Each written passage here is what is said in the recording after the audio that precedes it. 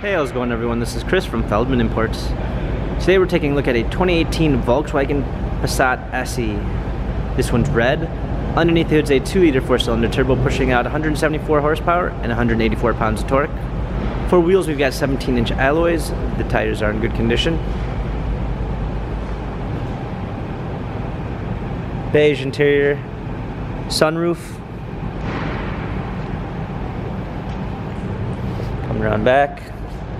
Passat SE TSI badging. Open up the tailgate. We got a set of all-season and regular floor mats, fold-down rear seats.